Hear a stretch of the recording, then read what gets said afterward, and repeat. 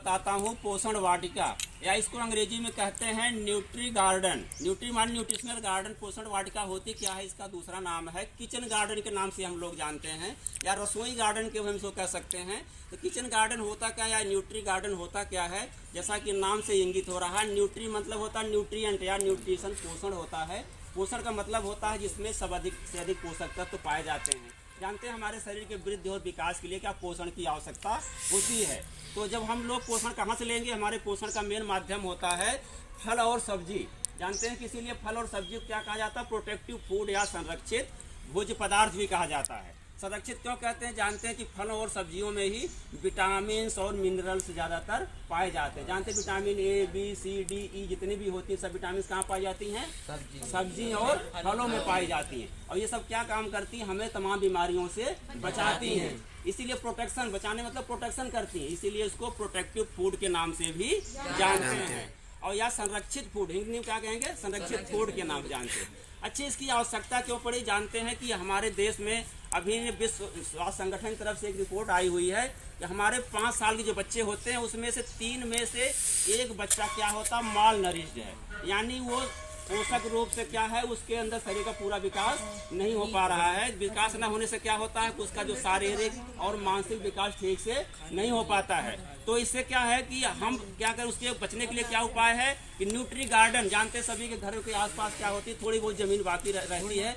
उस जमीन में जब हम लोग अपने कोई खाने के लिए सब्जी और फल उगाते हैं तो उसे कहते हैं हम लोग किचन गार्डन या न्यूट्री गार्डन के नाम से भी जानते हैं। इसके लिए सरकार के द्वारा ही प्रयास किया जा रहा है कि तमाम नेशनल फूड न्यूट्रिशन करके ये प्रोग्राम भी चल रहा है, राष्ट्रीय खाद्य सुरक्षा मिशन चल रहा है, तमाम है कि यानी अधिक से अधिक बच्चों को पोषक तत्व कैसे उपलब्ध कराया जाए। पोषक तत्व कहाँ से आएंगे, जानते हैं हम लोग खाते हैं गेहूँ चावल से, रोटी दाल चावल खाते हैं, लेकिन फल और सब्जी भी बहुत ज़रूरी होती है, क्योंकि यहाँ पर ज़्यादातर जब किसान परिवार के बच्चे पढ़ते हैं उनके पास इतने संसाधन नहीं हैं कि वो अपने थाली में हर एक डेली सब्जी और फल इकट्ठा कर सकें, क्योंकि इतना महंगा फल होता है हर एक आदमी उसको नहीं खा सकता। तो इसको करने से फ़ायदा क्या है, देखिए जब हम लोग न्यूट्री गार्डन करेंगे तो फ़ायदा क्या होता है, एक तो हमें जो ताज़ी सब्जी प्राप्त हो जाती है, जो घर की ज़मीन थोड़ी बेकार पड़ी होती है उसका क्या करते हैं हम लोग इस्तेमाल कर लेते हैं। जो ताज़ी सब्जी हमें प्राप्त होती है, डेली के डेली हम ताज़ी सब्जी इस्तेमाल करते हैं और अपने उपभोग के लिए ले आते हैं। उससे क्या होता है, हमारे पैसे की बचत भी होती है। जो हम बाजार से पैसे खरीद के लाते हैं, अगर अपने घर पर हम सब्जी पैदा कर ले रहे हैं तो सबसे शुद्ध सब्जी मिल रही है और उसमें कोई केमिकल भी नहीं पड़ रहा है। क्योंकि जब हम लोग घर पर सब्जी उगाएंगे तो उसमें कोई केमिकल नहीं डालेंगे। क्या डालेंगे, गोबर की खाद डालेंगे, वर्मी कंपोस्ट डालेंगे, कंपोस्ट खाद डालेंगे। ये खाद से क्या होगा, जो पूरे पोषक तत्व पौधों को मिलते रहेंगे और जो पौधे पोषक तत्व शुद्ध लेंगे, जो हम उसको ग्रहण करेंगे तो हमारा स्वास्थ्य भी अच्छा रहेगा। जानते हैं महिलाओं में भी देखिए सबसे अधिक जो माल न्यूट्रिशन यानी अंडर न्यूट्रिशन हो रहा है, उनके अंदर तमाम प्रकार की कमियां होती हैं। आप देखिए खून की कमी हो जाती है लड़कियों में, महिलाओं में, तो उससे क्या है, एक अनीमिया बोलते हैं, अनीमिया बीमारी होती है। क्यों, फल और सब्जी कम खाने की वजह से क्या होता है, उनको अनीमिया हो जाता है, खून की कमी हो जाती है, जिससे उनके शरीर पर विकास नहीं हो पाता, तमाम बीमारियों से वो ग्रसित हो जाती हैं। तो उसके लिए सबसे बढ़िया हम लोग कैसे बनाएंगे न्यूट्री गार्डन। न्यूट्री गार्डन सबसे बढ़िया होता है 20 गुणे 20 मीटर का हम क्षेत्रफल लेते हैं। जो हमारा क्षेत्रफल होता है वो 20 गुणे 20 यानी 20 मीटर लंबा और 20 मीटर चौड़ा अगर क्षेत्रफल है, उतने क्षेत्रफल को हम लोग मेड़बंदी कर लेते हैं। उसके बाद जैसे देखिए यहाँ पर क्यारी बच्चे बनाए हुए हैं। अभी हम स्कूल में ये वीडियो बना रहे हैं अपने आदर्श निकेतन इंटर कॉलेज अटा मांडा में, बरेली में। तो ये बच्चे देखिए यहाँ पर क्यारी बनाए हुए हैं, इनको मैं सिखाने का प्रयास कर रहा हूँ। किसी तरह अपने घर पर भी जा करके आप लोग इसी प्रकार के एक न्यूट्री गार्डन सभी लोग बनाएंगे, और बनाने से क्या होगा, अपने घरों पर आप अच्छे से सब्जियाँ उगा सकते हैं। तो सब्जी उगाने का तरीका क्या है, जानते हैं कि हमारे कृषि विभाग में बांटा गया रबी, खरीफ और जायद, 3 भागों में बांटा गया। तो सबसे पहले हम लोग जो रबी के सीजन की सब्जियां होती हैं, जैसे रबी के सीजन की सब्जियां कौन कौन हमारी हैं, फूल गोभी है, पात गोभी है, बैगन है, टमाटर है, धनिया है, मेथी है। जितनी सब्जियां हम क्या करते हैं, इसकी सितंबर अक्टूबर में बुआई कर देते हैं। बुआई करने के बाद देखिए इसमें मार्केट हमारी सब्जियां आने लगती हैं। तो जब हम करेंगे तो हर एक हफ्ते के हिसाब से बनाएं, कुछ पत्ती वाली सब्जियां लगाएंगे, उसके बाद कुछ जड़ वाली और कुछ फल वाली, जैसे टमाटर और बैगन, वो हमारी फल वाली हो जाएंगी। पत्ती वाली सब्जी कौन हो जाएगी हमारी, मेथी है, पालक और धनिया है, हाँ ये सब चौलाई है, ये सब हमारी सब्जियां आती हैं। ऐसे गर्मियों के लिए देखिए क्या क्या होता है, भिंडी हम लोग लगाते हैं, और आपका तरबूज है, खरबूज है, चौलाई है और ककड़ी है, और टिंडा है, ये सब वो लोग खीरा है, ये सब क्या गर्मियों में लगाने वाली सब्जियाँ। और इसके अलावा बरसात में कुछ सब्जियाँ लगाते हैं हम लोग।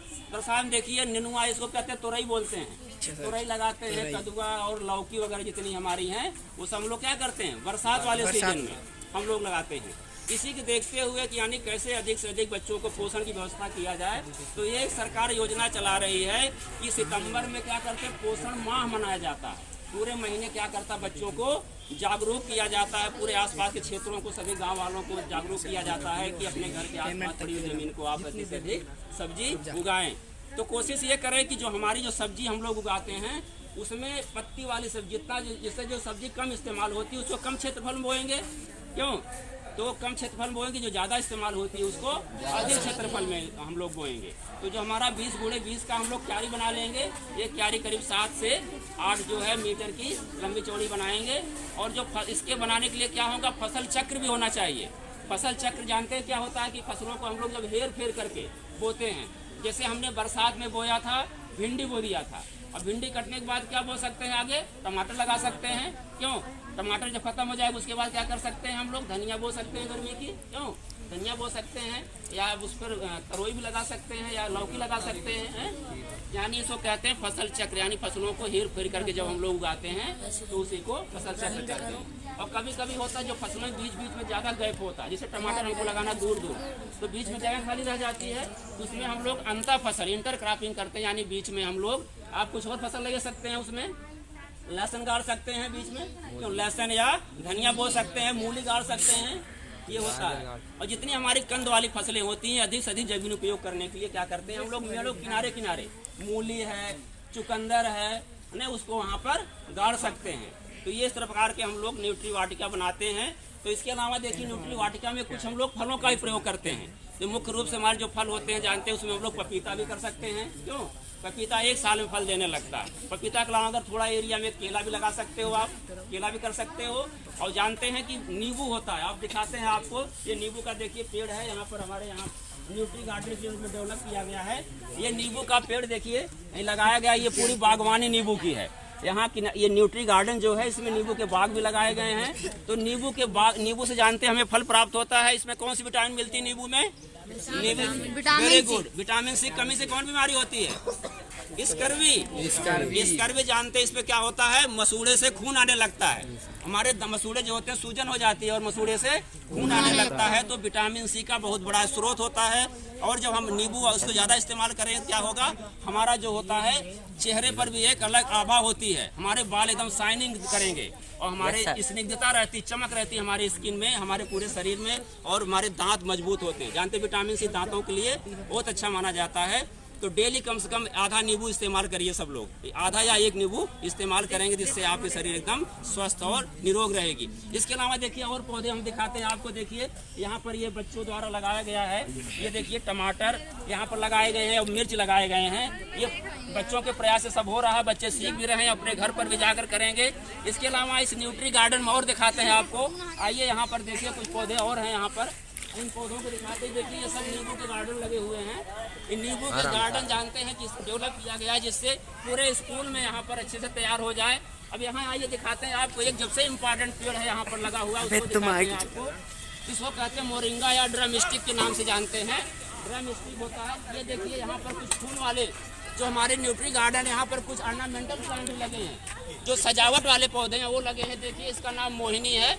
इसके जो फूल आता है सफ़ेद रंग का आता है और बहुत सुंदर होता है और खुशबू बहुत अच्छी होती है इसकी। इसको मोहनी के नाम से जानते हैं। इसके आगे देखिए सब मोहनी के लगे हुए हैं। ये गुड़हल का पौधा है, ये भी ऑर्नामेंटल में है। और देखिए ये भी मोहनी का लगा हुआ है। और ये चांदनी, ये देखिए चांदनी, ये टिकोमा है। ये पौधा देखिए अभी हम लोग लगाए हैं टिकोमा। इसका पीले रंग का फूल आता है, बहुत सुंदर लगता है, झूमर टाइप का पूरा लगता है, अच्छा लगता है। इसके अलावा देखिए हमारे आगे और पौधे लगे हुए हैं। आगे आइए आपको दिखाते हैं मोरिंगा, जिसको कहते हैं कि संजीवनी बूटी आप कर सकते हो। कितना उसमें गुण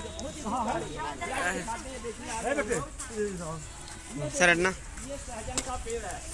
सहजन जानते हैं कि ये इतना न्यूट्रिशनल है। हाँ, सहजन इतना ज्यादा गुणकारी होता है।